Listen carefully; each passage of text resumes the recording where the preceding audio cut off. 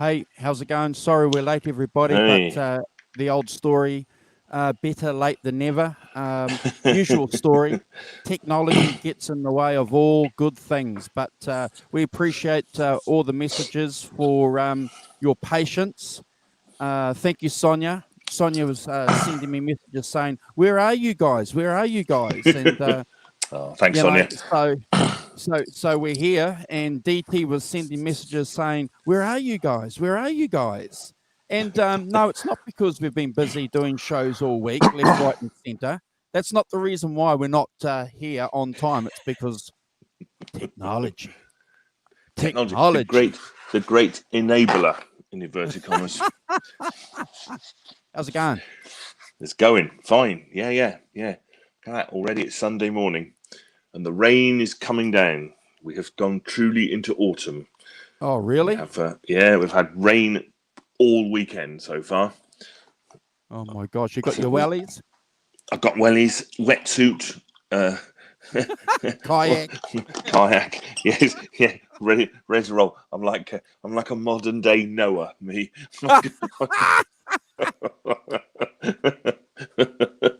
Well, built a whacking great ship outside on me drive, and if it keeps going, I'm ready to roll, ready to float. Hey now, who's in the chat? We've got DT and we've got the Great Vanzini, I think. Oh, Warren H. Hi, Warren. Good morning. And I don't know, Sonia as well. I can't see Sonia, but she may be here or maybe along in a minute. So good morning, guys. Hope you're all good, staying safe and well. Yeah, I We caught reached. I caught Great Vanzini on Dave Stafford's show I know I yesterday. haven't seen that yet. Haven't managed to catch up with that yet. But he's on my list. Great Vanzini. Yeah. I'll be there. Yeah, no, that was good. Awesome. Dave and Joe and R2, R3 locking nut do a fantastic show. Yeah. So it's always good to see people that have been with us, Simon, Yeah. out and about. Rising up the tree. Yeah, it's always, well, speaking of rising up the tree, shit, you and I have, Go us. Appearing on the Mr. Bean show. Thank you, Johnny, for having us. That's really nice of you. We had a blast, didn't we? Yeah. 3 hours. 3 hours. Could I say 3 hours? Yeah. Yeah. Time goes fast. Time goes fast, doesn't it? When you're having fun and kicking back and enjoying the conversation, because that's what it's about. And learning something, learning a few things is always a good thing. That's what I particularly like. And I think we picked up a couple of good things there. I think he was impressed. He was so impressed, guys, so impressed that he's asked Simon and I to be regulars. So Simon and I had a big consultation before the show. That was one of the reasons why we're late. 40-minute huddle meeting, debating whether or not we've got time in our social media timetables to do all these shows. My job is it means I have to get up at unearthly hours all the time. Not that I don't get up unearthly hours anyway, but yeah. Well, he mentioned that on his show with Jay the day after. Yeah, he said he goes, I was Fender Guru, he was yesterday or tomorrow, and then tomorrow, Simon and then Simon is in the middle of the night. As ever with Johnny, didn't quite get us lined up with where we actually were, but it doesn't matter. I guess he got the idea that it was great, wasn't it? You were tomorrow, he was yesterday, and I was today. It's like we're on 2 different days. And bloody 20 hours apart. That's really funny. Yeah. You were in the future, of course. Yeah, I suppose the good thing for me, though, to be fair, guys, is it's pretty reasonable, the timing for me, because it's at the end of the day, So no, seriously, seriously, I do appreciate the fact that you are that you jump on early, and we've had Great Vanzini, he's been early as well, and I think we've had Chad too, haven't we, Simon? And he's been early. Yeah. Well, they're in the middle of the night, aren't they? Because they're like 7 hours behind me, so they start off at midnight kind of thing, or whatever, 11 o'clock. So they're staggering into the early hours. And Kubrick, he's the middle of the night. No, middle. He's in the East He's Coast, early in the morning too when he's been on. Yeah. So it's very cool. Great Vanzini said he helped people get to sleep on the Dave Stafford show. I'm sure you didn't, Great Vanzini.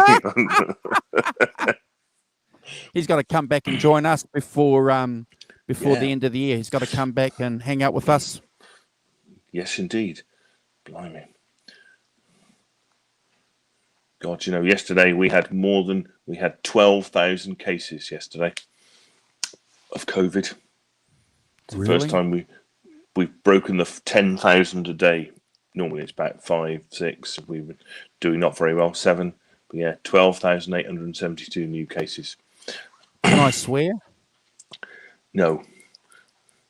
Good Lord. Far out.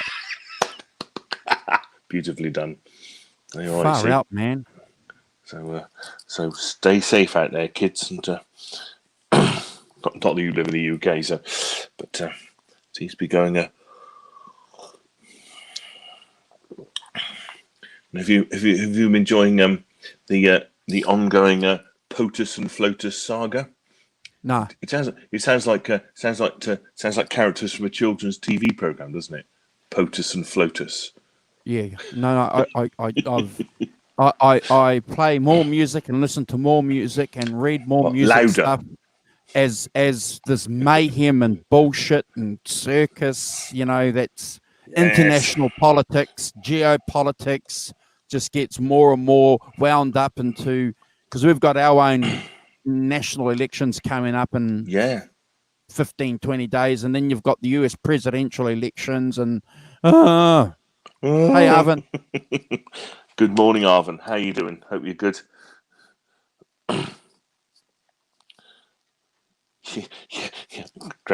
Setting records here and off and on. Not in a good way, no. So anyway, guys, please stay safe out there. It's it's looking sticky for the autumn.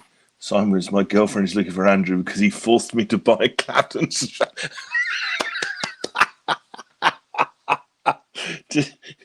Wait, look out! He doesn't live in New Zealand, Warren H. Do you live in New Zealand, Warren H? Are you a fellow New Zealander? Where does he live? No, he's an How Aussie. safe are you? He's an Aussie. Quite safe. He's across the ditch. I'm across the ditch, so I'm safe. Warren H's girlfriend. I'm coming for you, Walton. Look what you've done. How's that strat working for you? It's probably going to take you a couple of weeks before you finally bond with it, but I bet you've got it sizzling. So that's the one with the lace pickups, noiseless pickups, and. I think if he's got the latest ones, they'll probably have the Fender noiseless, unless he's got an early 2000 and the tone boost thing, the tone boost. Oh switch. yeah, definitely would have the tone boost and the TBX. Cool. My girlfriend's a good swimmer.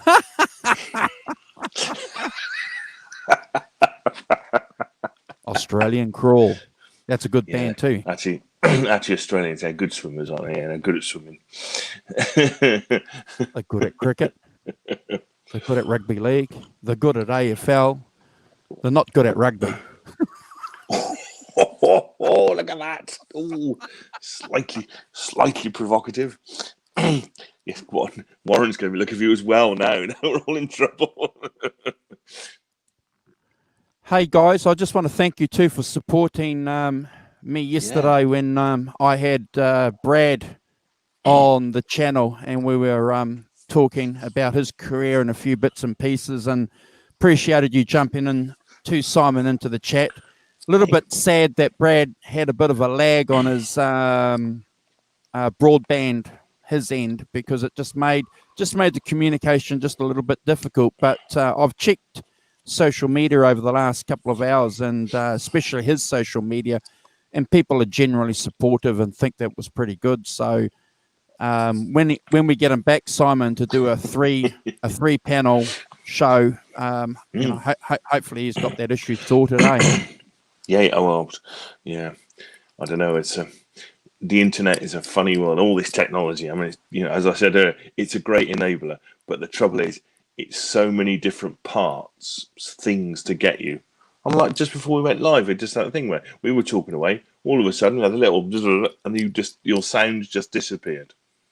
And what was that about? We don't know. You just had to come out and come back in again. It's just weird, Warren says he's got Fender vintage noiseless pups. Yeah, on it. yeah. Awesome. He's getting it. What in a few color weeks. did you get? The pewter grey or the black? Is it limited colors? Oh, I think they do a red, they do a green, they do a black. Oh, okay. The standard is the pewter grey. Thanks, Great Vanzini. I'm glad you subbed to him because he's a good guy, and pretty much everything that he's done and recorded, he's done himself. So you've got to take your hands and clap them together, don't you, Simon? Because that's motivation, that's aptitude and ability. Yeah. It's he actually, in the way he could. I mean, I watched some things on YouTube with him playing and stuff, and he was doing a Guns N' Roses thing. One of the things, a Guns N' Roses thing and stuff. Yep. And that kind of reminded me of Chris Buck, who has kind of that's what he started doing, and would regularly, even quite recently, would do gigs in cover bands and stuff like that because it's a gig and he's a young musician. But besides obviously having his Hack as well. Morning. Hello, Hack. How you doing? Hope you're good. Still Hey, awake. So Oh, it's it cool did kind to of see you, Hack. remind me of kind of DIY kind of thing, doing it yourself and building it up from scratch is it requires hard work and dedication, doesn't it? Never easy. And the difficulty with these guys though today is that they can't tour, they can't gig. That's the problem. You release an EP, you can get out there and gig and generate some momentum. Can't do that, Simon. No, you can't. And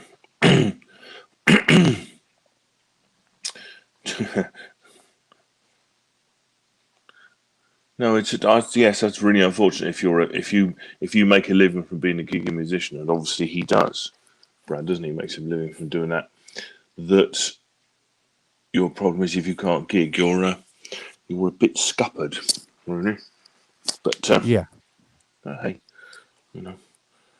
I'm sure it'll come back. People work out a way of doing it, I guess. But let's face it, everyone's hanging for a vaccine, aren't they? Everyone's hanging on the vaccine, which seems to be going all right. But I guess it's going to be 6 months or so, maybe more, to a year before we actually get it. I don't think it's going to be before Christmas by a small distance. But they're working on it. Lots of people are working on it, and it's obviously a massively high priority. It just depends how much your country is hanging on for it, really. Trying to wrestle their way through. Oh, there's Brad. Look, he's in the chat. Hi, Brad. How you doing? Oh, awesome, Brad. Yeah. Thanks. Thanks for joining us. We were just touching base and talking about you. So were your ears burning? We were saying, that we appreciate the fact that you did everything basically on the fly by yourself, or with your album, with your EP, and it's a bummer that you can't tour on the back of it. You have to do a Joe Bonamassa, play at the Ryman, and do a pay-per-view thing.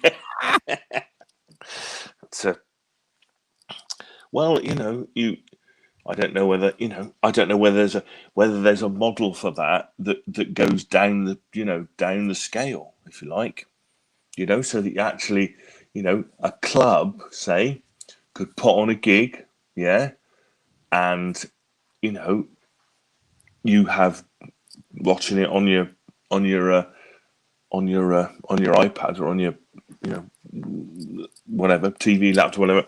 But doing that, and it's like $10 pay per view, whatever, to watch it, kind of thing. I don't know if that would work at all. As a thing. What do you think? Would you watch something, a local band, people you knew, from a local venue that you went to? I don't know, mate. Look, I don't know. I've never, I haven't given it, to be fair, No, any, I'm springing it any on you. thought. Yeah. Yeah. Yeah, But yeah. but I don't know if I'd go and see a local band. Maybe maybe an internet. Well, look, we don't have a lot of good international bands really here in New Zealand, to be fair, that I would want to pay Simon to go and see that plays music I like. So, but I without was thinking even sounding about snobbish, it'll be international that I'd have to go and see or pay to yeah. see. Yeah. But no, well, but that's interesting. 'Cause, I mean, I was wondering, that obviously I live in the Hey, UK, Deja near Voodoo. Bristol. Hi, Deja Voodoo. Obviously I live in Bristol. Near reasonable. Now, for instance, this year, who did I go and see? I went to see Brothers Landreth, didn't I? Went to see Ariel Posen, and in small places. Now, the question is, if they set up a gig somewhere, or not necessarily tour, would I pay £10 to watch it? I think that's a question. If you were, and then going and coming down even more local. If me and Dave and I, hi Sonia, there she is. Look, Hey, Sonia. hope you're good. That if Dave and I, our little band, if we set up a little something, and said, I don't know, pay £1 or something, or a couple of quid, would anybody be interested in watching that level of doing something? The answer is I don't know, but it. That if Joe Bonamassa was at the top of the pyramid, yeah, you know, is that the only place where that's going to work, or actually is that a model that you can take and apply to bands down the further down the food chain, if you like? So could Brad do it, for instance? Could I do it? I don't know. If you go out, if you go out to a local blues club and watch some local guys do something, and you pay, I don't know, $5 to get in or whatever it is, would you watch something they did on the internet? Would you pay to watch it on the internet if it was a couple of dollars? Support your local musician? I don't know. Johnny A. He's struggling, I think. He just got 2 master-built Strats. Yeah. Well, good for him. But I think it's interesting, that thing about how do you generate an income in this, whilst we're unable to go out and unable to pack a venue, kind of thing. Because that's quite dangerous for lots of us. And yeah, I think it's an interesting proposition how a band, say at my level or whatever, and I know that I've got some friends who are in a band as well. Some of them are ex bandmates of mine. They've been doing. They did some kind of practicing over Zoom, so they all got together on Zoom. I saw some stuff they did. I mean, it wasn't sort of gigging or anything, but they practiced, but they did. Everybody in their own home, kind of thing. Set up and play along. That seemed to work okay. So I think it's I think that's quite interesting. Is there a business model there that, if we're going to be like this for a while, is that going to work for? Yeah, I think at What the do you end of think? the day, I appreciate, and I'm going to feed off and just replicate what Brad was saying on air last night, that you got to maintain perpetual motion. You have to be positive. And just keep moving forward. I'm lucky. I'm involved in a business. You're lucky. You're employed. Most of the Oh, people I'm here, lucky. are employed. So music for me is certainly a pastime, is a passion, isn't my form of income. So we're a little bit lucky. Hey, Mitch. Oh, But absolutely. when you get guys that you know need to make want to make it into a profession, Simon, I think that's yeah, yeah, Mm. But it's just it's a kind of ever changing model, isn't it? That and having some of it's having the creativity to come up with something that is yeah, gonna make your career continue or whatever, whilst having to do something different.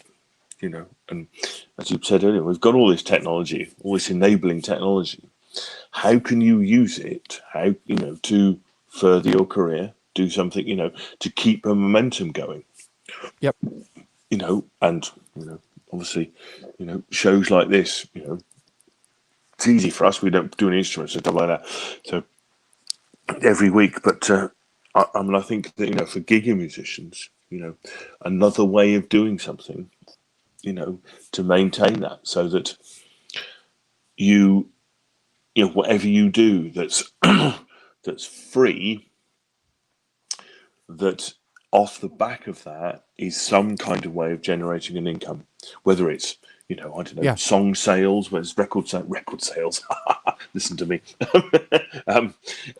Mr. Modern with his record sales, but t-shirt sales or whatever they are that people buy to to support support you and your career, of which a channel like this may be one thing, but not everything.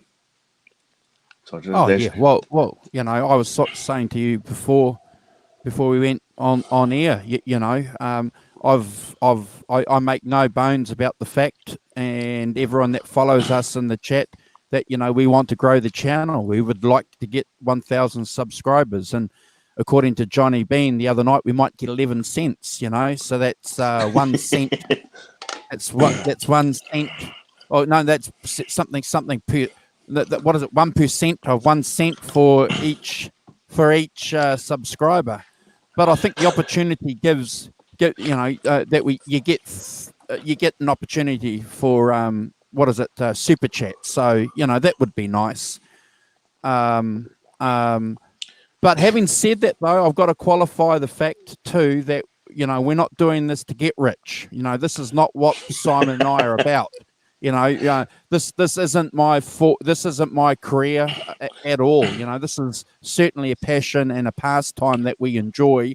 But paying the bills, paying StreamYards would be a help.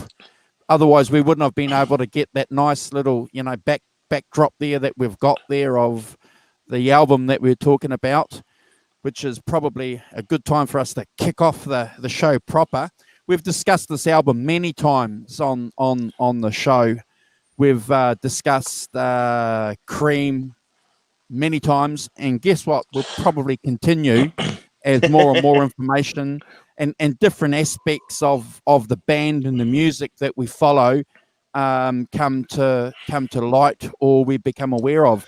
One of the key things that Simon and I discussed, guys, is that we've spoken about the album, a bit of the history about the album, what led up to the album, how the band reacted to the album, but we actually haven't gone through albums song by song and decided, well, we don't have to decide. We're just going to give our interpretations or our opinions on whether or not we're going to play it or skip it, each track on each album, which is going to give us probably something a little bit different, Simon, to think about, because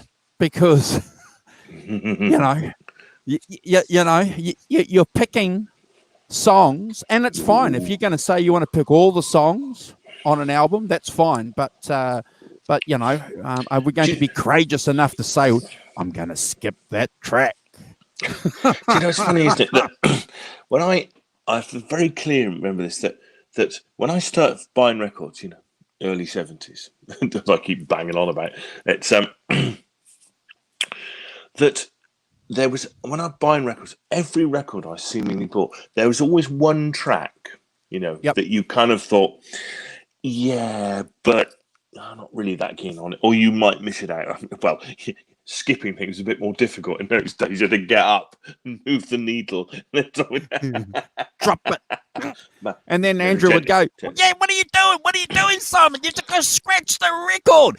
I have a very advanced record where it's got a lever that lifts the arm up, and then you push it across, and then you put the lever down, and it drops the needle down very nicely onto the record. I'll have you know, show off. I've got the latest in technology. Well, it was 45 years ago. I've got the same record deck as I bought when I was 17, which is about 45 years ago. Seriously, I've still got it. My Pioneer 112D deck, but it's fine. It works absolutely fine.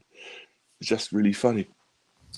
Apparently, people do make a living on YouTube hack. I thought you already were hack. Yeah. That's why you got all those Les Pauls.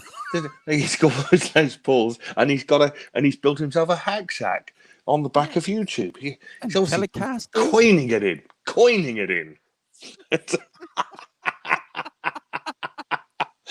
Really, I can't believe you're not rolling in riches, hack. Your retirement plan is secure. We know.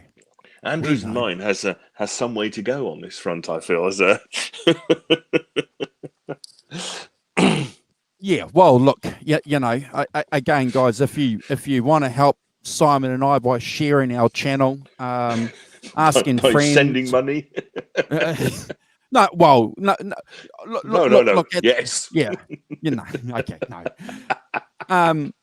Forcing your friends, hijacking their internet accounts, and subscribing to the channel, and creating all these false accounts and fake accounts and subscribing to the chat. That's your homework for the next week. Create, all of you, 5 false accounts and subscribe to our channel.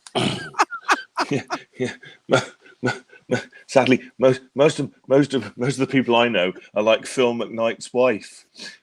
Couldn't give a monkey's ear what you're doing. Actually, did you see him on Friday? He said if you wanted an unbiased review of something, the only person he knew who would do it was his wife, because she didn't give a crap about any of it. So she'd just go, well, just tell you the truth. She didn't care. The rest of us slightly biased in one way or the other. Yeah, look.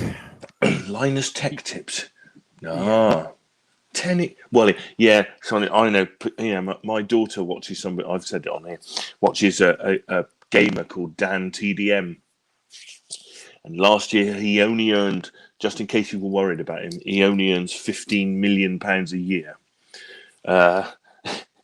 because he has 22 million subscribers on YouTube, and they're all buying merch and stuff. Wait a minute, I'm buying merch. I'm just keeping him in the manner in which he's accustomed, because my daughter wants merch, mainly yellow. Mainly Dan TDM, mainly yellow. So I don't know. So I'm keeping him in the manner in which he's accustomed, which is not right. Yeah, look, I think at the end of the day, mate, it's something that young kids and, young people, have a passion about, and look, even oldies like us are involved in it too, so it's a great thing. It's generational. It's a generational thing. You can jump on and you can do anything you can or want on YouTube or social media. Interesting though too, that we had a chat yesterday when Brad was on Simon talking about being positive on social media as musicians and music fans too, because people have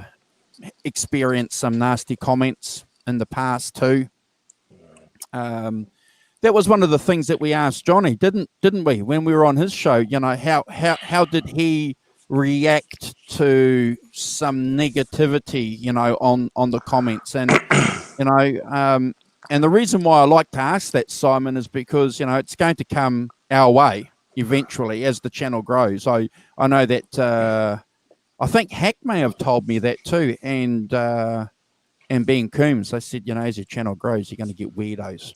You're going to get weirdos, man. You're going to get weirdos. Yeah. Which is, you know, well, as you know, I find, you know, completely bizarre, really, that, you know, that, well, I mean, yeah, Johnny's tales of running that EVH group are on the outside quite amusing, you know, rabidly one-dimensional about, you know, you can't mention Sammy Hagar because it's a David Lee Roth group, and if you do, you're going to get well, you're just going to get all manner of, like, you know, abuse of which people shouldn't be abusing people with, really, in my books, you know, using homophobic language, using, you know, kind of to describe people who, you know, who like other stuff besides that, and kind of, you know, have a broader view. I think it's just, you know, they should be banned. Those guys. I think that it's, you know, it's not where we should be, you know, and those people don't deserve a voice, even though, well, you know, I'm for it to some extent, free speech, but I think those things just, you know, need to be moderated out. Yeah. And poor old Johnny's got 20,000 people to moderate. That's a full-time job. And yeah, remind me not to inherit a group like that. It sounds like a tremendous amount of work for not any money. Oh, look, even on a couple of the Facebook groups that I admin and moderate on, you know, we've got a blues group there, and a Peter Green Fleetwood Mac group, and a Eric Clapton group. Yeah, you get a few comments, and normally it's about. It's just bizarre. It's really, really bizarre, because it's always about opinions, you know, and you know, I've had some posts reported to me because someone said that they don't like Backless by Eric Clapton because it just sounds horrible, and that Lay Down Sally song just drives people crazy, and they just want to go to sleep when that song comes on. Now, I don't have a problem with anyone saying that. You know, I just, you know, that sort of thing is often said about a lot of songs, isn't it? Yeah. Songs that are overplayed, you know, and you go, you know what, I could do without hearing that, to be honest, you know, if that's the one I'm going to, you know, I understand that completely. I don't think that's a terrible thing to say, you know, guys, I've heard it. I used to like it, but I've heard it a million times. It's a bit of hard work, you know. Play something else. Yes, here I've just Sonia is saying watch Linus Tech Tips. He's Johnny Bean's got Johnny Bean TV. Yeah, well, yes. Mr. Linus has Linus Media Group. There you are. Get out of that. One up from TV. He's got a whole media group. He employs hundreds of people with any luck. So hats off to him. James Abram Music. Good morning. How you doing? That's our friend. That's our friend. Yeah. From James, from over the water to me. Yes. From Bridgend. Hi, James. Yeah. Hope you're right. Hope you're good. The question is, did you have a test? Am I all right? Mainly. Don't forget, James. You're going to join Simon and I when we do the marathon Layla anniversary show next month. Yeah, it's 50 years. Not far away. Not far away. Yeah, 50 years. Just on the subject, I was having a bit of banter with Shane from In the Blues about on Landon's live chat. And I was laughing, saying, for the first time in my life, I'd used Eric Clapton and Metal Zone in the same sentence, a thing I thought I'd never do. And apparently he said that that Clapton used the metal zone like a tube screamer. There's a setting on it that usually likes to. Is that not true? It's not true. Is it not true? Yeah. Well, here we are debunking. Okay, no, oh right, okay, that's all right, cool. So what's he using it for? So metal zone sound. Well, this is one of the reasons why I went live the other night, just to broach the idea with you guys that in the chat about, you know, what's the prospects of doing a journeyman series about the myths and about the tone, about the stories out there, because there's a shitload of stories out there. So the research that I've done over the last 5 or 6 years, that metal zone pedal, apparently somebody said that you should use to gain a high gain effect on a clean amp, and apparently that pedal has been quoted as something that Clapton himself used. But I've done some research, and I can't, from any of the official sources, see where he's used a metal zone pedal. When he was touring with that album, he used a tri chorus. But you know, save that information, Simon, for the Journeyman show. Yeah. Okay. You know, we can dig into it in more detail. Yeah. So carry on what you were saying though. So I'd be interested. What did they say on the show? Well, we were just Lander was talking about something else, but it came out of Metal Zone and Eric, and I said, there's basically, I was joking around saying there's two things you never thought you'd say in a sentence, Eric Clapton and Metal Zone. Oh, okay. It's not really, and he was saying, that he used it particularly as like a, I don't know, he said one particular setting was like, you could have it like a tube screamer thing. I don't know, I've not done a Metal Zone, I've never played a Metal Zone, so I don't know how that works and whether that's, plausible.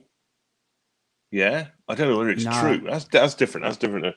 I don't know. On those Soldano amps, he's got enough gain. He's got gain to go around the world for days on those Soldanos, on those prototypes. So but I've heard that though, Simon. What you've just said, I've heard and read. So I said it the other day, didn't I? Yes. When we were talking about it last week, I made a joke about it. Really, which here's a sentence I thought I'd never utter. Eric Clapton used a Metal Zone. It's like, really? But as I say, but there's, by the same token, there's that thing about a lot of players use the Boss Blues driver, but with the driver bit. Good night, Hack. Take care, mate. Yeah, Hack. Stay safe. See you soon. They turn the drive bit all the way off because it just gives you a bit of a. Now, I don't know whether you can do a similar thing with a Metal Zone where you actually turn the metal bit all the way off, kind of thing, and it does something to your sound in terms of just being able to, I don't know, boost the mids or whatever it is in some way. That actually isn't metals. It's not. It takes the metal out of the zone. Well, I'm going to agree with Warren H. I've had that Metal Zone too, and it's he's hit the nail on the head there. You've one of the worst. Well, yes, that's why I've never played one. I have no interest in that sort of sound at all, which is why it interests me that as I say, within a week, 2 people have said it, kind of thing. I read it once on a site with Eric Clapton's gear.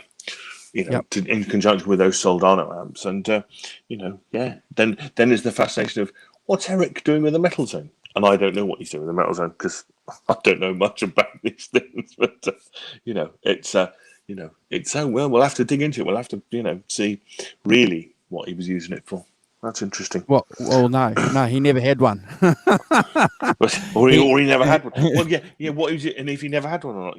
No, it's It's So interesting. with the Soldano amp, and I've played a Soldano. They're $8,000 amps, and with the mid boost on your strap, why would you have? Why Completely. he never used a tube screamer. Never had anything like that. Later on, though, in the 2000s, when he had that rig by full. The Cornish rig, Cornish. that was a little bit different, but again, that was mid boosted, and those that Boss metal tone doesn't give you any mid boost at all. Simon doesn't give any mid boost. Yeah. Okay. Yeah. Use it as a boost. Oh well, look, you guys go out there and get the information, because Simon and I are going to do a show a little bit designed, a little bit to script about this, and if you guys want to help us with that research, that will be cool. Yeah. Anyway, let's make a start. Sorry, apologies for that veering, but Disraeli Gears. Anyway, Disraeli Gears. Back to the subject in hand. Disraeli Gears. Yes. Sorry. Okay, so like I was saying before, we've discussed it. So just a little bit of a background. So it was their second album, recorded in April '67 by Felix Pappalardi and Tom Dowd. Fantastic album. I think most people will say that it's a landmark. It's a masterpiece. Recorded in Atlantic's New York studios, which is really, really interesting, I suppose, for the fact that the Americans had some technology going on there. But this is debatable too, because the Brits had it in Abbey Road too. So the vibe, the vibe. I think the vibe is probably the key thing. Probably a masterpiece, but certainly a statement on behalf of the three members of Cream, because it showed very clearly that they jumped into that psychedelic movement, lock, stock, and barrel. Record cover, the full SG, permed hair, colourful clothes, LSD. Everything, Simon. The only thing I think they missed out on maybe was transcendental meditation. I can't see Ginger Baker being a fan of TM. Can you? Him and Jack Bruce are too busy sparring to do TM. Maybe they should have done TM. Yes, maybe that would have made them stay together longer. Yes, get over their differences. But one feels maybe they should have. A fiery Scotsman, and it's just TM doesn't seem to be their thing at all, really, does it? But no, I agree. I mean, I think and obviously being engineered by Tom Dowd, and Tom Dowd went on to do Layla and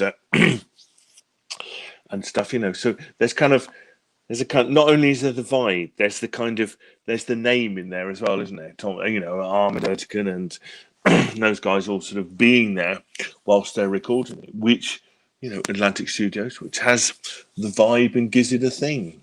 Which is Wexler and Ahmed didn't like the prospect of this album. They didn't like it. They weren't happy. They were dead against it. They wanted fresh cream. They wanted blues, and they saw the psychedelic movement for what it was. Correctly, a flash in the pan. But having said that, though, like many musical things, yes. Good flash in the pan, though. The legacy of this album, for guitar players now, British, American, Australian, Kiwi guitar players, this album now is still a go-to fallback album. Yeah. Warren H is trying to get people to vote for us to get perms for the show. Thank you, Warren. Do you think you're going to perm out of this? Andrew's get a perm beard. I think that would work. But No, yeah, I but said I think I said on the Johnny Bean show I'd wear buttless chaps when we got 1,000 subscribers. That's so.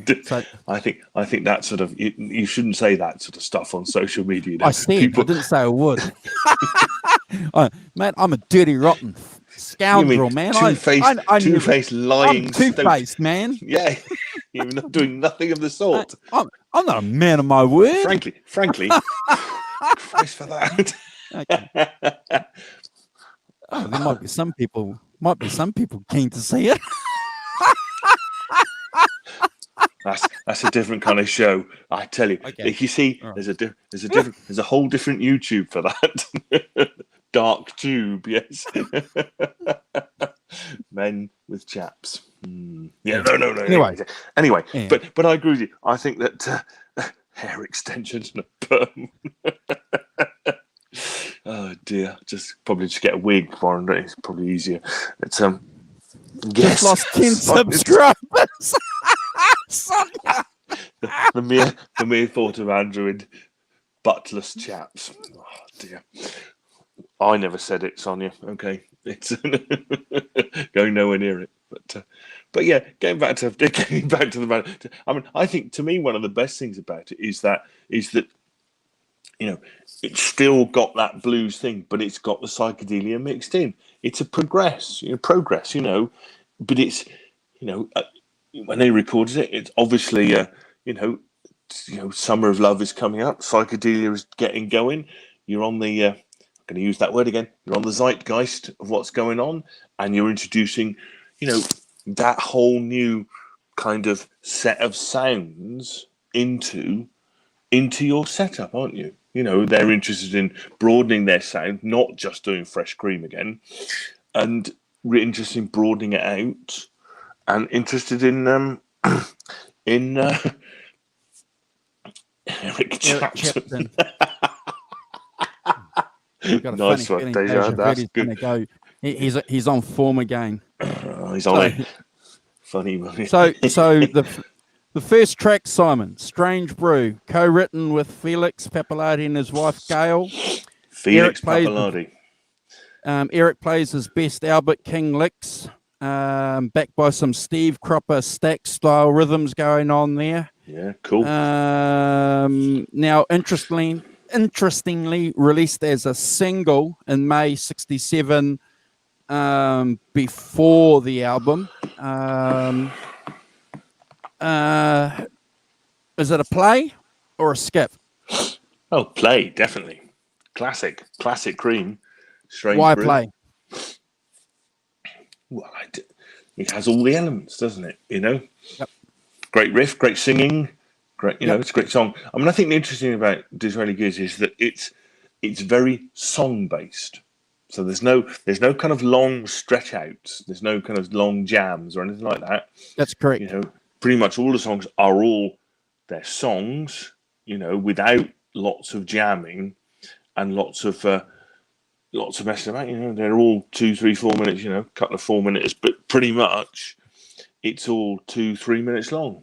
And I think that it's interesting that moving away from that kind of long jamming thing on albums and having 6, 7, 8, 9 minute songs down to 2 and 3 minute songs is something else. I think is good.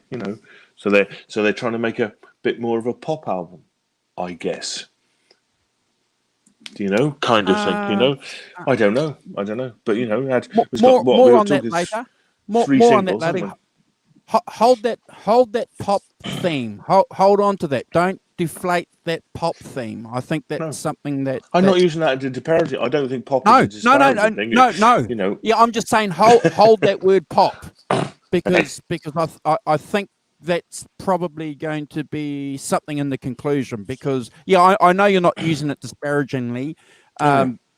Just quickly though, pop back in the 60s was, as we know it, was a little bit different to what pop has been over the last 15, 20 years. Completely different kettle of fish. Yeah, absolutely. And 66 is the is the apex of the single. You know, Cool. 1970 is the apex of the album, kind of thing. But yeah, so I'm, you know, I think that would be so. Absolutely play Strange Brew, classic. You know, yeah, so I absolutely would. Okay, well, that's a play for me too. So, "Sunshine of Your Love," perhaps the best known Cream song of all.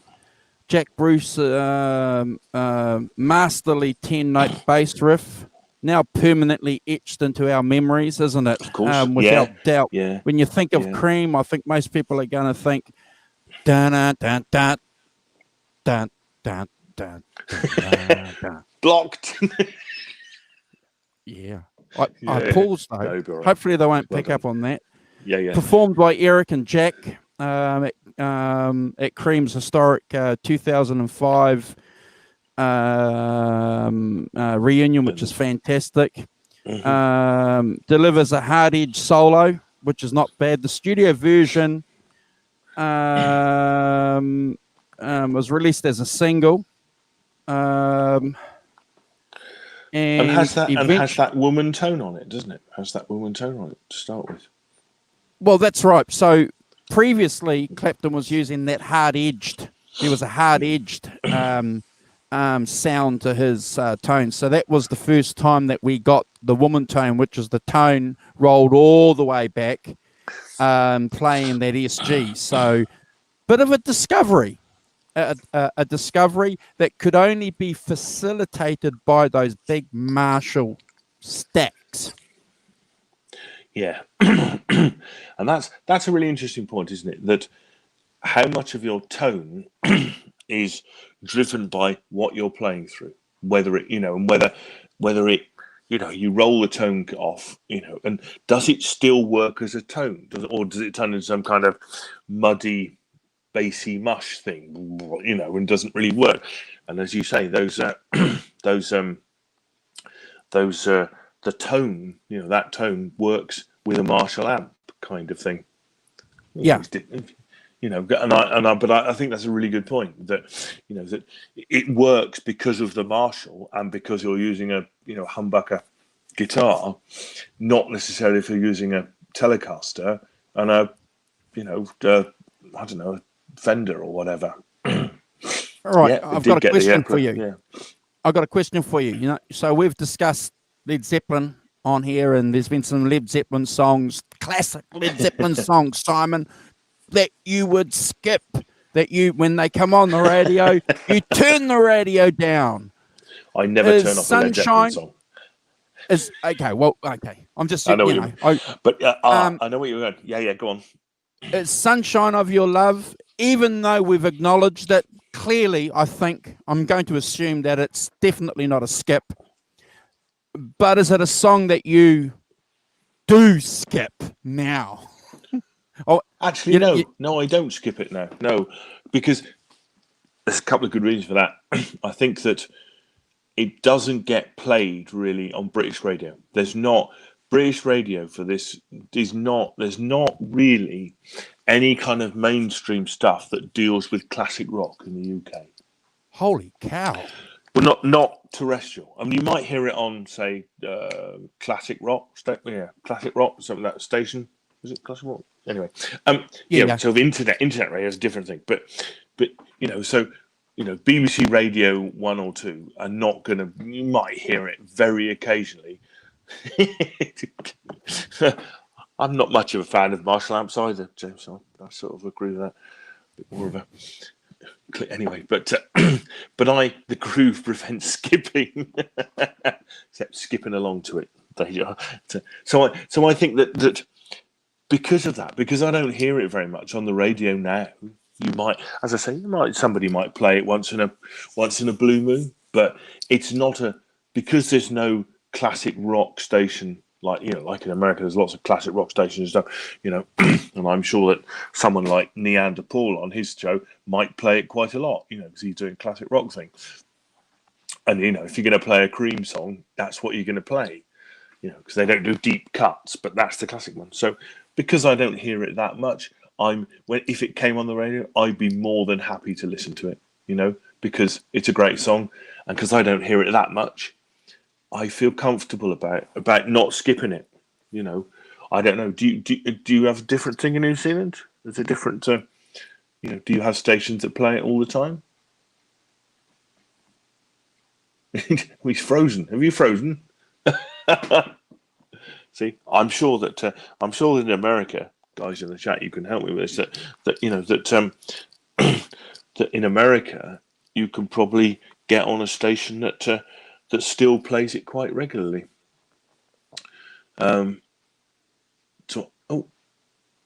He's got the spinning wheel of doom, Mr. Walton. He'll be back. So no, I would definitely not be skipping it on the grounds that I don't hear it that much. To be honest, I don't feel as though it's been overplayed in my world. It's which is really cool. But no, Andrew, you've well and truly gone. So anyway, so that would be my thoughts about Sunshine of Your Love. One feels that that it's so yeah. See, using his SG in woman tone, and I think that that's interesting from my point of view. Eric's exploring his new tone, and but maybe we don't know. Heat. Once in a while, Great Ozone, is it? Yeah, it's so classic rock's on many stations here in the US. Yeah. Here he's heated once in a while. No, James, I never have either. Not that I've played that many, and I've not played any kind of classic 60s plexis, the kind of 50 watt, to be honest. Andrew's got a Marshall Bluesbreaker. He's got absolutely that he got comparatively recently, that he really likes. Try and get to. He's chasing the Clapton tone. With only, okay, I'm back. I'm back in the chat. I'm back in the chat. Oh, there you are. I'm back. I can see myself. Where's Simon? Yeah. Simon coming back. Where's Simon? I'm here. I never left. Come back, Simon. I never left. It's already well for you, but I never left. I'm still in the live one. Oh, there you are. You've reappeared on the replay. Okay. Can you hear me? Where's Simon? Come out and come back in again. Okay. I don't want to continue without. There he is. Oh. So for some reason, Simon, I lost you there for a little while. So I was just talking about the Johnny Bean show. But, you had the spinning wheel of doom. So you left the live broadcast. Yeah. Okay. So fine. Getting back. So getting back to Sunshine of Your Love. So we're being honest, and we're saying that we haven't skipped it. Well, we don't turn the radio station off. When I hear some Fleetwood Mac songs or some Pink Floyd songs, Simon, I turn the radio station off. But I don't when I hear Sunshine of Your Love. There we are. Good. There we are. Yeah. No, as I say, I don't.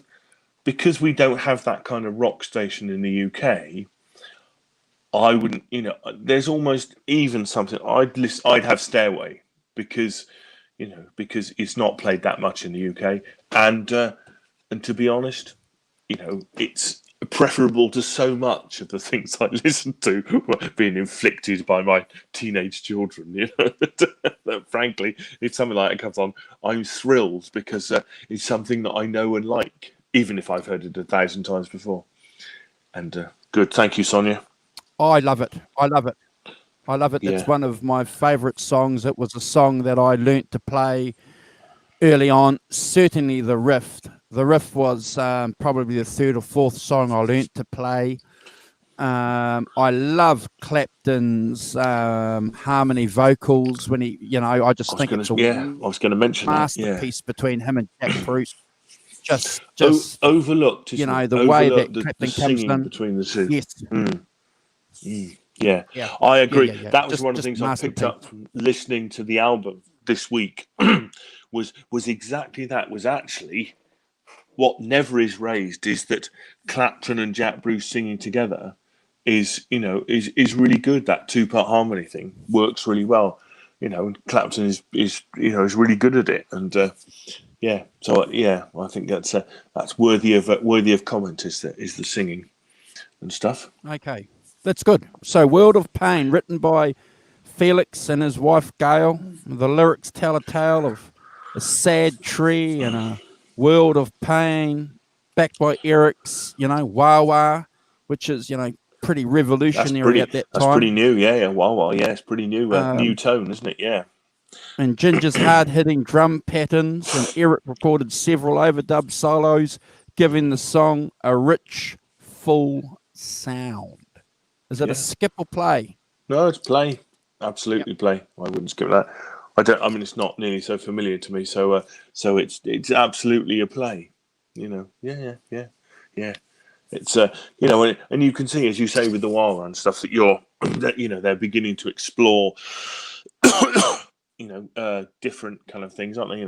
New sounds and stuff like that. I think it's really cool. Yeah. So definitely. You've got a Gibson with a wah going through a Marshall, and you've got James Marshall Hendricks playing a Strat with a wah and a Marshall. You're not going to ask me to choose, are you? God for that. No. Good. No. No, I couldn't. But yeah, absolutely. Coming along at the same time,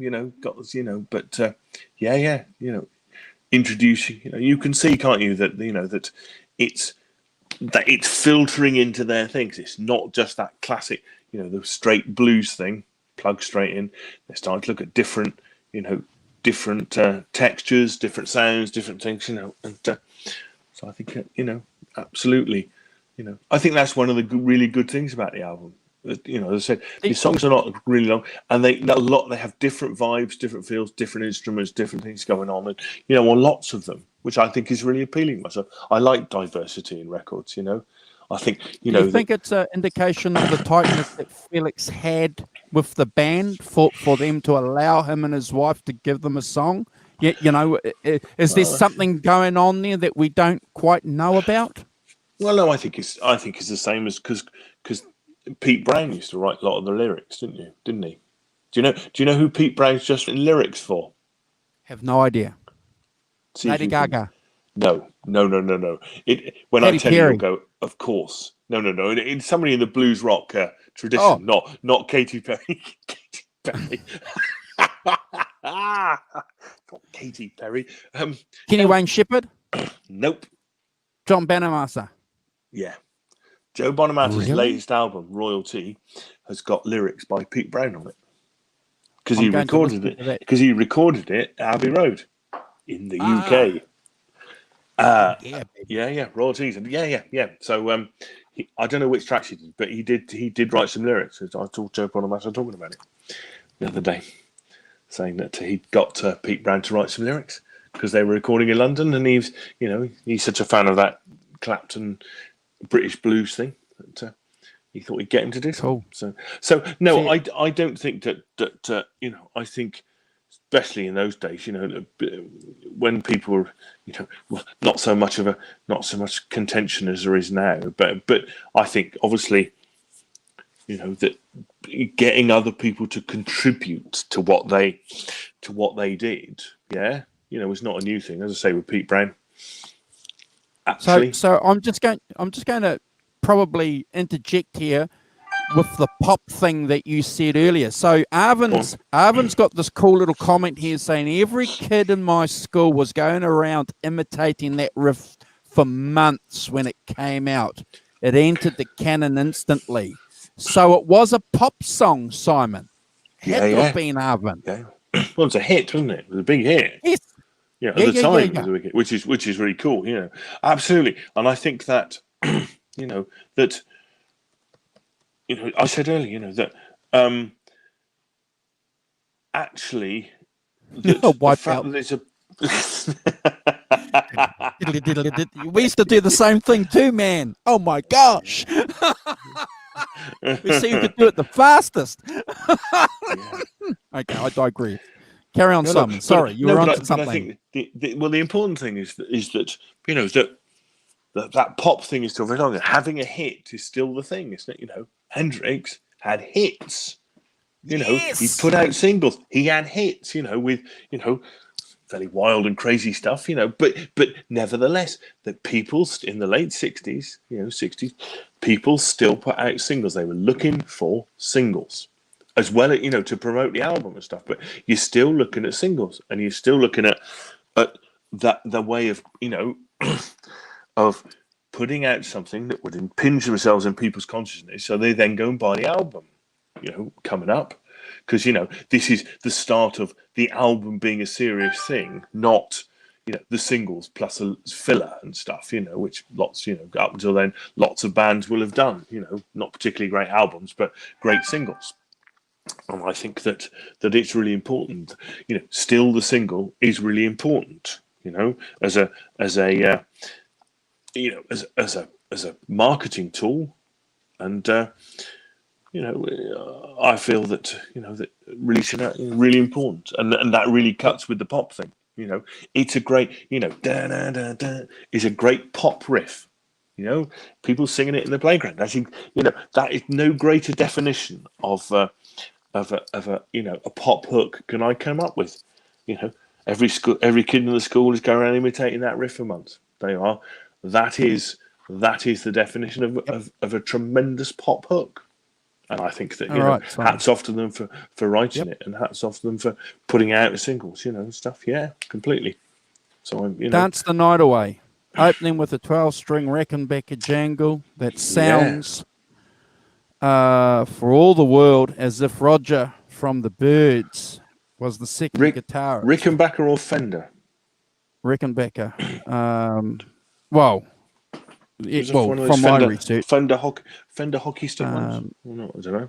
This song is written by the album's producer again and his wife, and it stands out from the rest of the album because of Eric's unique guitar sound. Never again in his entire catalogue would Eric adopt that birdsy kind of playing. Yeah, cool. Yeah. Again, it's that kind of wrecking. The Byrds have come out doing Tambourine Man. They're very much the the purveyors of that 12-string thing, and that is a great sound. Let's not that's a beautiful sound, and interestingly, I think it's again they're broadening out of that sound palette and going, what else can we use? What other influences are we? Because they would have heard it and they would have taken it in. Look out, Renus Pinkle has arrived. Oh my gosh. Thank you, Renus. I've got to tell you, my friend, you had me in fits of if it didn't come through the other night on the show, you're very funny. Yes. I like your sense of humor, and your sense of humor is more than welcome here. Yeah, and could I say that is such a great name, great YouTube name. That is. It's made me laugh ever since I saw it for the first time. It's really good. So have you got some research there that Clapton used a 12-string Fender? No, I was just asking the question because the other great Fender that comes to my mind is a Fender one. I was genuinely just asking the question whether it was a Rickenbacker, which obviously is the one, or whether we use something else. But here we go. Oh look, we've got a Johnny Bean raid going on. Oh, all the riff-raff are arriving. Hey, just when we were getting cultured. Yeah. Welcome to the world. Welcome to the world of modern music. We're talking about something from 1967. Welcome all. Hey, Kubrick lover, how you doing? Kubrick lover's woken up. It's jolly good. But yeah, so we're right on the cusp of what's happening. The now sound, the new wave. As ever. But no, I think that go back to, I would certainly play it as one of them. But it's got a great sound. I love the 12-string thing. I love the fact that they're bringing other influences into the band, and it's and I think that being open to all those things is is cool. That they obviously were soaking it up. Those green tours of America are American radio and all those things are obviously feeding into what they're doing. And Isn't it interesting how close knit they were? You had George Harrison influence the Birds through the 12-string Rickenbacker, and then apparently that 12-string Rickenbacker influencing Clapton through the Birds, and then George Harrison's wife George Harrison, influencing Eric Clapton. So that was what 2 years or 3 years before they were friends then. But certainly from the research I've done, the 12-string was definitely a Birds influence. Didn't come, even though the Beatles had been playing it for a couple of years. Certainly was that tambourine man sound. That's what got Clapton. Yeah, and I think that's right. In the Beatles, it was more integrated, whereas the Birds, it was that sound, wasn't it? The sound, yeah. That jangle at the beginning of Tambourine Man is unmistakably a 12-string and unmistakably the Birds, and it is a fantastic sound. And sort of showcased in that. So yes, Warren, they did. So I'm on echo what More you said on that earlier, on the Layla show. More about the ladies. Yeah. Okay. All right, Simon. So I think So I'm all for it as a thing. You're not a skipper? No, not skipping that. No. Okay. So the next one, Blue Condition. Typically eccentric ginger number featuring his unique talking rap vocals. With Eric providing... Are we saying that Ginger Baker invented rap? Well, with Eric providing a simple chord backing. That's all I'm going to say. Yeah. Yes. Probably one of the... Yeah. I think the interesting thing about things like this... No more, Sonia. No more mentions of that. We're going to call it the thing that no one will mention on this show anymore. The promise that shall not be named. By Andrew, I would hasten to add, not by me. Yeah, going back to this, I think that the Ginger Baker things are what they're good for is they provide a different thing. They provide a relief from what you've been listening to. Yeah, it's another thing. Whether they're that great or not is, it's a bit like, to me, there's an echo of it in, on every Beatles album. There's a Ringo song, kind of thing, and. It's great as I remember it is one of the slighter songs for sure, but it's a kind of end of side one, isn't it? Thinking about it in those terms, so whilst I don't think it's great at all, I actually think that its job, it does a particular thing. When you're doing when you're doing the order of an album, you're setting an album up, having at some point having a different voice doing a different thing. Is a useful thing to have, yeah. As I say, like the Beatles having, and a bit, or having a George Harrison song, or having a Ringo Starr song, kind of thing. It kind of, it lightens it a bit, changes the mood, changes the tone, into something else. So, whilst I don't think it's great, I don't think I'd skip it because I quite like those things, really. When you have certain thing going on, Jack and Eric singing, and you've gone into all of that, and then that's the continuity thing, and then you get something different, just to lighten the mood, a bit of froth, a bit of palate cleanser. Hi Nelson. Hi Nelson, how you doing? Thanks for joining.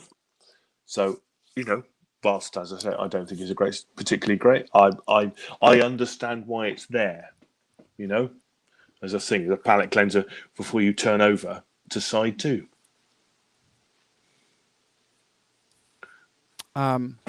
It's a skip for me. That's fine. No, it's okay. Yeah. As I don't know very well, so I probably wouldn't skip it for that on the grounds that it's not. It's okay. Tales of Brave Ulysses. Ulysses. Wawa Yes. pedal extravaganza about the wonders of the Greek islands. This was written by Eric and his then flatmate, Australian artist Martin Sharp, who also designed the album sleeve. The cover. Yeah.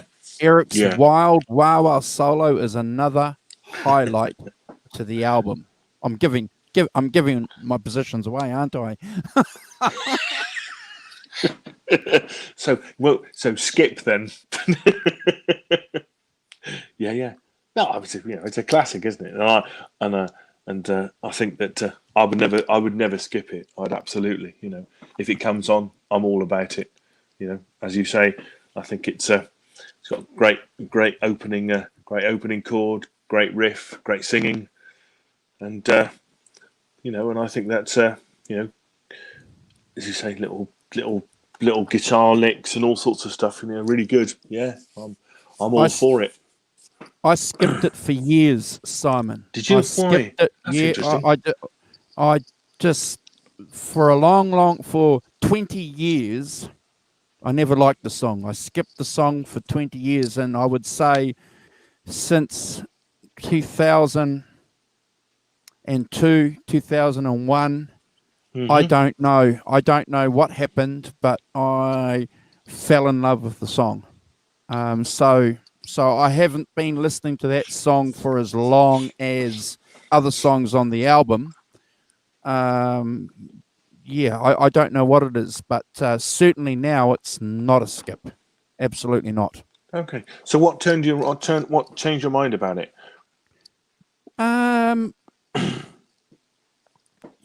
Look, I think I understood what was going on with the music. I think I understood the wah. I think for a long time I thought it was drenched too much in wah. If you understand what I mean, it was too wah.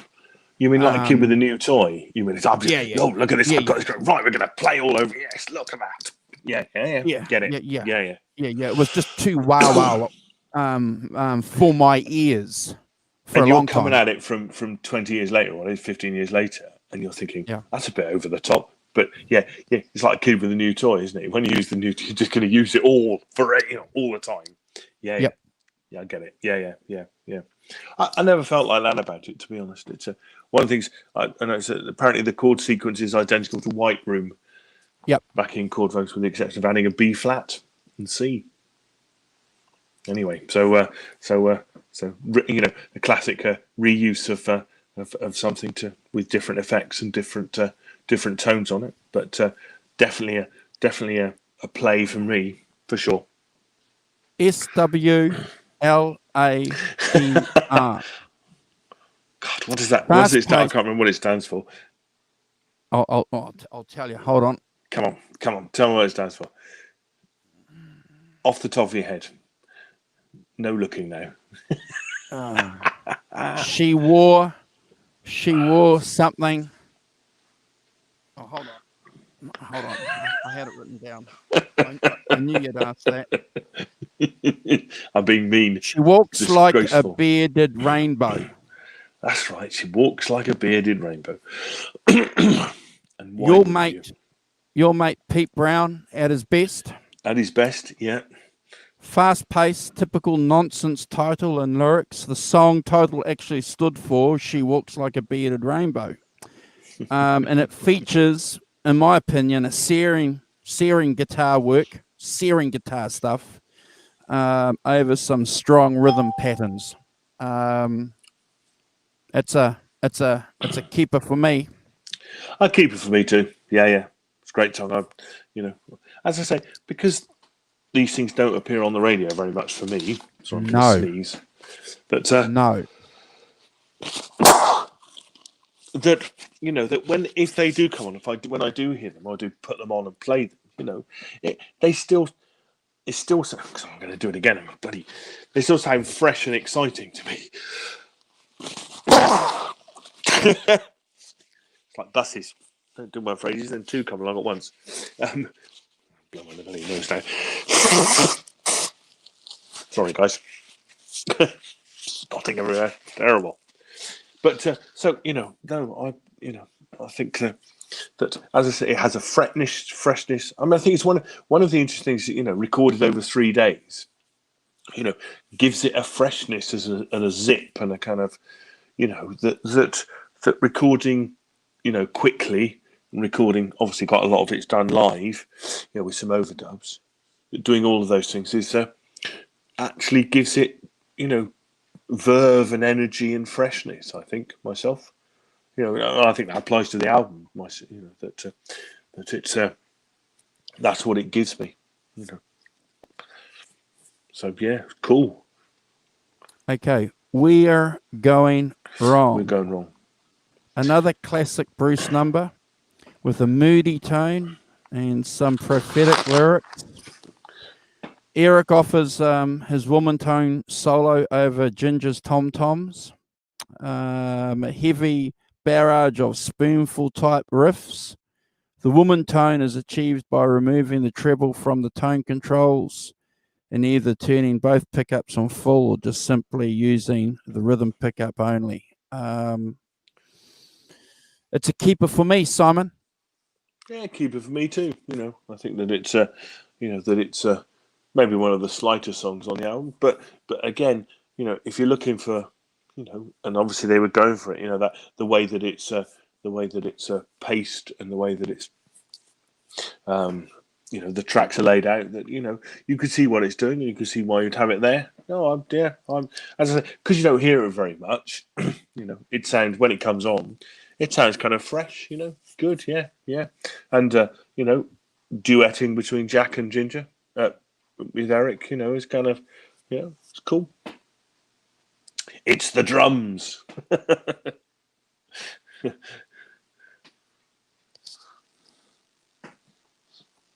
What do you think of Jack's vocals?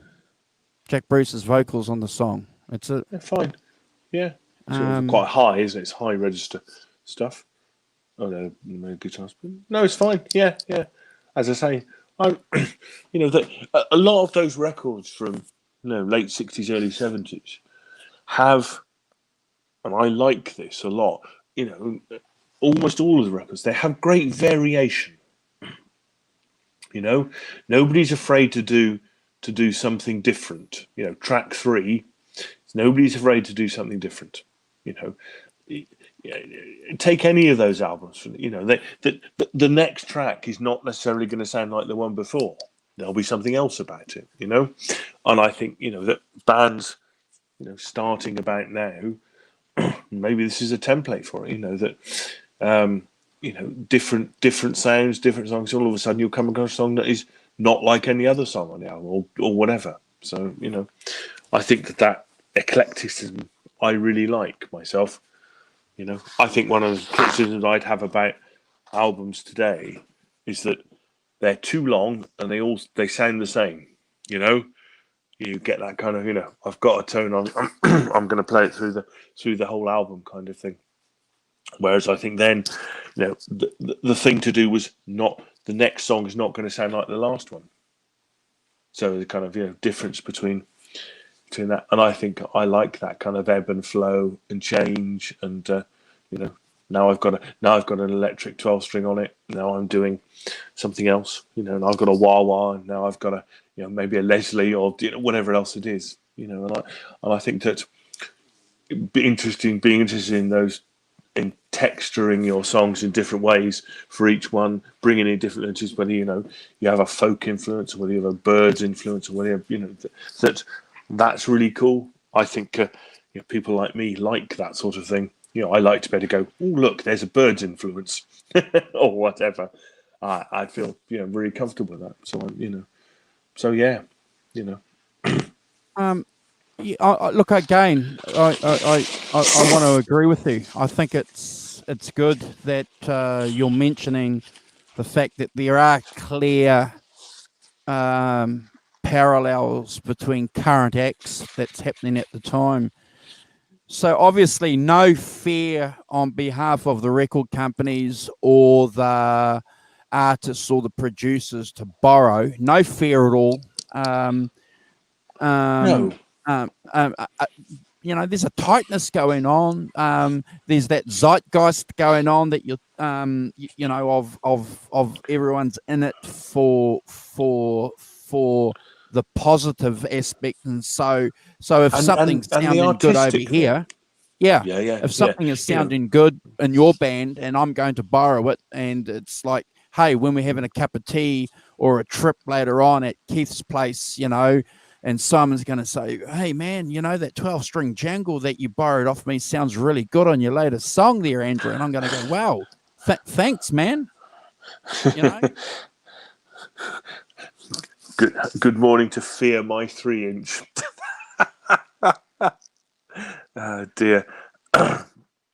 Have we got a mod here? Because we've got more. have we got a moderator here that can? Yeah, Sonny's here. I think he's come from Johnny Bean. Oh, okay. Oh, okay. Sorry, Fear My 3-inch. Oh, okay. All right. Sorry. He's all right. He's fine. Okay. Oh, okay.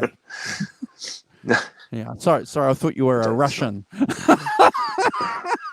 Well, we'll see. He might be. We'll see. Fear My 3-inch. That's a good name too. Where do these guys? We'll see. Yes, he's hashtag Johnny Bean Raid, so I think he's. Oh, okay. Awesome. Thank you. Thank you. Hey, Fear My 3-inch. Sub to our channel, please. Thank you. While you're here. Don't worry, Fear My 3-inch. You're good. Almost got myself banned. Yeah. Banhammer. Yeah. Sonia will be keeping a close eye on you. Fear My 3-inch. I just saw your name and how long is your wiener? Seriously, so come on, man, come on. You know, you can't blame someone for thinking what's going on here.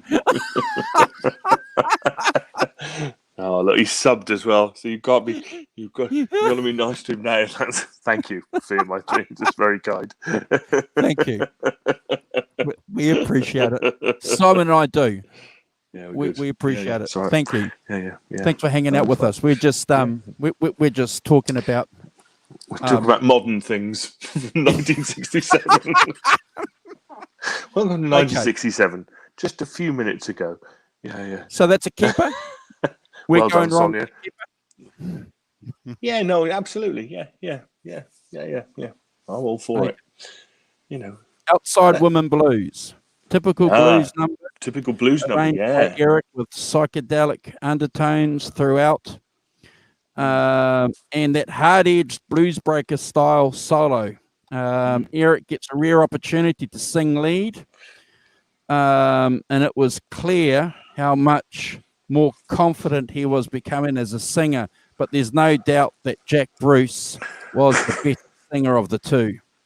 And Eric was quite happy to leave the job to him. Black Salami, thank you, Black Salami. Spending some Black Salamis, man. Look at this. What's going on? We're being raided by the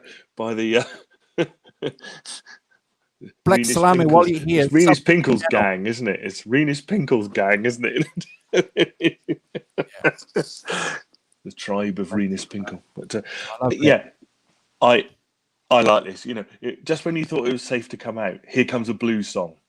Yeah, you know, and I think it's really cool that they left it to the kind of the nearly the end of the second side to have a blues song, a proper straightforward blues song. And I think again, that's what I'm talking about. That eclecticism, that yes, that